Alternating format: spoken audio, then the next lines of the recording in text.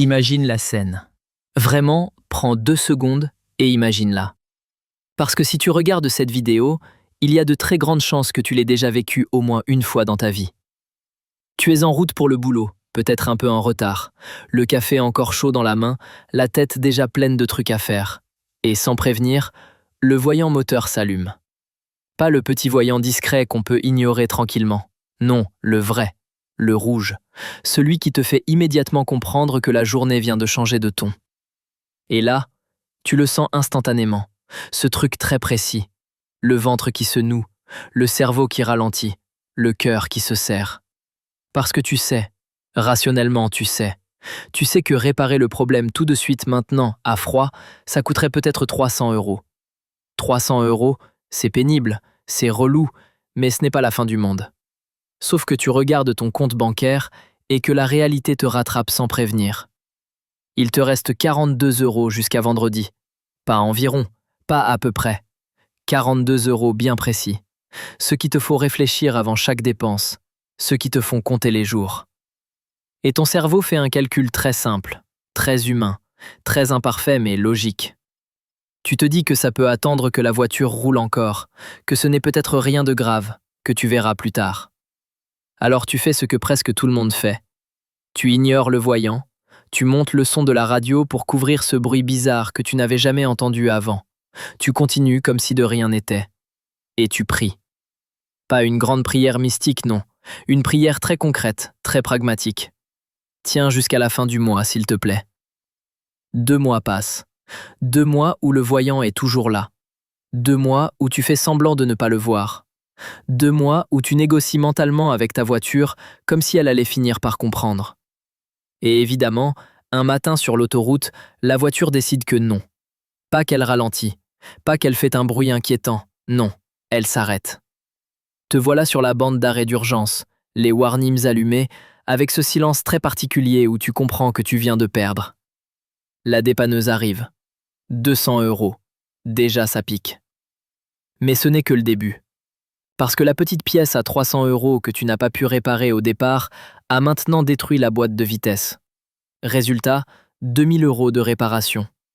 Et comme la voiture est au garage, toi tu ne peux pas aller travailler. Tu rates 2 journées, tu perds 300 € de salaire. On récapitule calmement. Au départ, tu n'avais pas 300 €. À la fin, ça t'a coûté environ 2500 €. Pas parce que tu es nul, pas parce que tu as été irresponsable, pas parce que tu as mal géré, mais parce que tu étais fauché au mauvais moment. Et ça, ce n'est pas de la malchance. C'est un piège mathématique. Un vrai prévisible silencieux et franchement cruel. Si cette histoire te parle, même un peu, même de loin, respire. Tu n'es pas seul, et surtout, tu n'es pas fou. Aujourd'hui, on ne va pas parler d'action, on ne va pas parler de crypto, on ne va pas parler de devenir riche du jour au lendemain.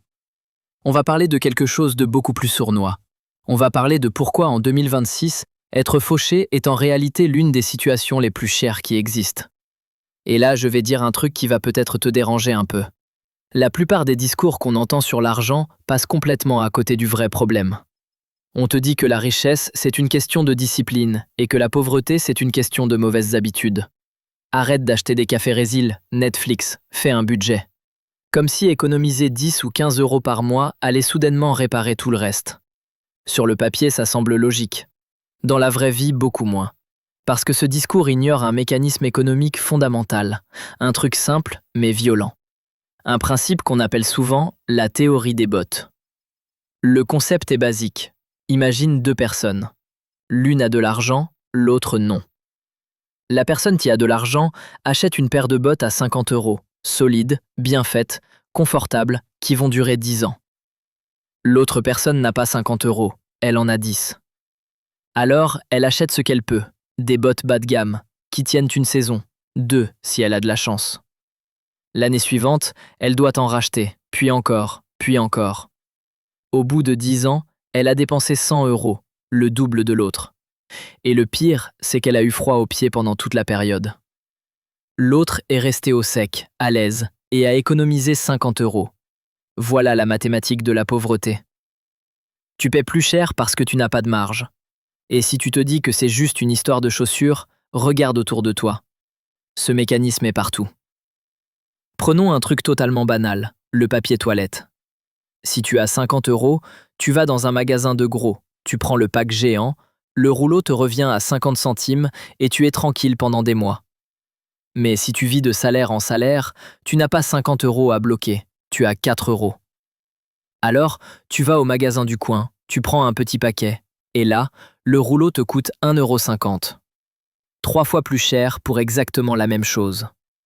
Pas parce que tu as mal choisi, mais parce que tu n'avais pas le choix. C'est ce qu'on appelle la prime de pauvreté. Elle s'applique à la nourriture, à la lessive, aux produits d'hygiène, aux abonnements, aux couches, à presque tout. Si tu es fauché, ton inflation personnelle est plus élevée que celle des autres. Pas parce que la vie est chère pour tout le monde, mais parce que tu es exclu des économies d'échelle.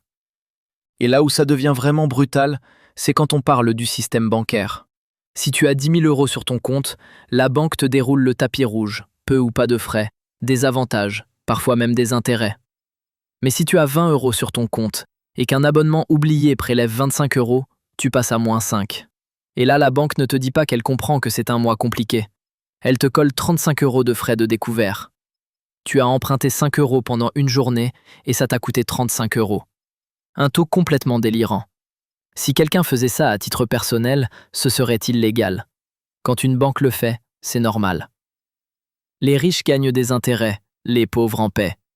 C'est un transfert de richesse discret, maquillé en frais. Et bien sûr, on te dira qu'il suffit de ne pas dépenser de l'argent que tu n'as pas. En théorie, oui.